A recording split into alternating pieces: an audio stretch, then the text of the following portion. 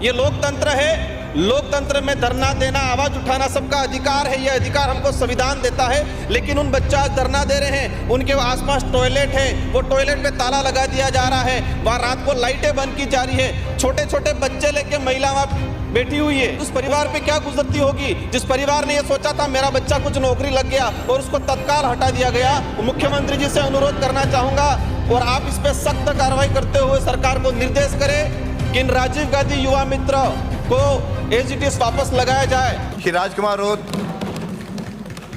महोदय, स्थगन प्रस्ताव पर बोलने का अवसर दिया। माननीय अध्यक्ष महोदय, आज नई सरकार बनी, राजस्थान का युवा सोचता है कि हमारे हित में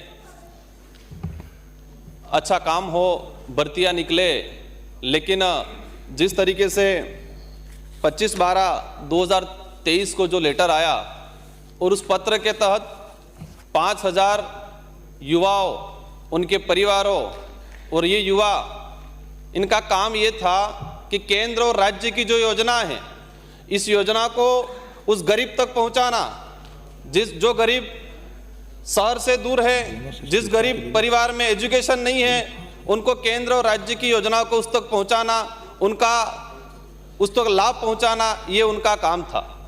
माननीय अध्यक्ष महोदय, इनको पिछली सरकार ने लगाया। अब इस सरकार ने अब क्या सोच के ये निर्णय लिया, हमारी समझ से बाहर है। लेकिन मैं आपके सामने इस राजनीतिक विचारधाराओं से परे हटके इन युवाओं की जो भावना है, इन युवाओं का जो दर्द है और इनको हटाने की वजह से उन गरीब परिवारों पे क्या असर पड़ने वाला है, जिन गरीब घर में जाके ये युवा बता रहा था कि ये आपकी योजना है, आप इसके पात्र हो और आप इसके तहत आवेदन करो, उन परिवारों पर क्या असर पड़ने वाला है, उसको लेके बात रखना चाहूंगा। माननीय अध्यक्ष महोदय, अब हटाने के पीछे कई तर्क हो सकते हैं, लेकिन हमें एक भी सही तर्क नहीं लग रहा है। पूर्व सरकार ने लगाया था, कुछ नेताओं ने यह स्टेटमेंट दिया कि कांग्रेस के कार्यकर्ता थे। इन युवाओं पे क्या गुजरी होगी उस समय। वो राज्य सरकार की योजना नहीं, केंद्र की योजनाओं का भी प्रचार उस गरीब घर तक पहुंचा रहे थे। आज धरना चल रहा है इन युवाओं द्वारा। लेकिन मैं एक बात और बताना चाहूंगा कि पिछली वसुंधरा गवर्नमेंट की सरकार ने लास्ट में जाते वक्त पंचायत सहायक की भर्ती की और उन पंचायत सहायक की जो भर्ती थी वो सरपंच और प्रिंसिपल मिलकर तय करते थे कि कौन बनेगा।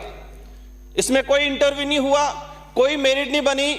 लेकिन इसके बाद कांग्रेस की सरकार आई और उस सरकार ने उनको नियमित रखा और उसी सरकार ने पंचायत सहायक को एक सम्मानजनक पद दिया और सम्मानजनक सैलरी दी।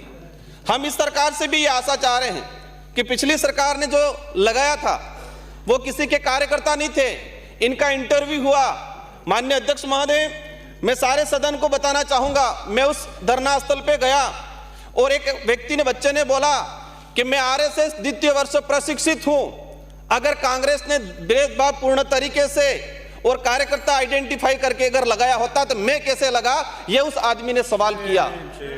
ये अध्यक्ष महोदय, मैं ये चाहूंगा, ये लोकतंत्र है। लोकतंत्र में धरना देना, आवाज उठाना सबका अधिकार है। यह अधिकार हमको संविधान देता है। लेकिन उन बच्चे आज धरना दे रहे हैं, उनके आसपास टॉयलेट है, वो टॉयलेट पे ताला लगा दिया जा रहा है, वहां रात को लाइटें बंद की जा रही है, छोटे छोटे बच्चे लेके महिला वहां बैठी हुई है। उस परिवार पे क्या गुजरती होगी जिस परिवार ने यह सोचा था मेरा बच्चा कुछ नौकरी लग गया और उसको तत्काल हटा दिया गया। माननीय अध्यक्ष महोदय, कई भाजपा के विधायकों ने भी पत्र लिखा है, 20 से 25 भाजपा के विधायकों ने भी पत्र लिखा है। हम चाहेंगे माननीय सदस्य सहायकों, इन जो बैठ के बात करिए। माननीय अध्यक्ष महोदय, इनकी भावना को समझते हुए जो सरकार के मंत्री हैं, मुख्यमंत्री जी से अनुरोध करना चाहूंगा और आप इस पे सख्त कार्रवाई करते हुए सरकार को निर्देश करें कि इन राजीव गांधी युवा मित्र को एज इट इज वापस लगाया जाए और जो धरना दिया जा रहा है अभी तक परमिशन नहीं दी गई है, उनको परमिशन दे और इन युवाओं को राहत पहुंचाए, उस गरीब घर तक राहत पहुंचाए। छोटे छोटे बच्चे लेके सरकार मेडिकल की वहां सुविधा करवाए। ध्यान करना चाहते आ गया। माननीय अध्यक्ष महोदय, आपसे अंतिम यही निवेदन करना चाहूंगा कि इनको बहाल किया जाए। बैठिए।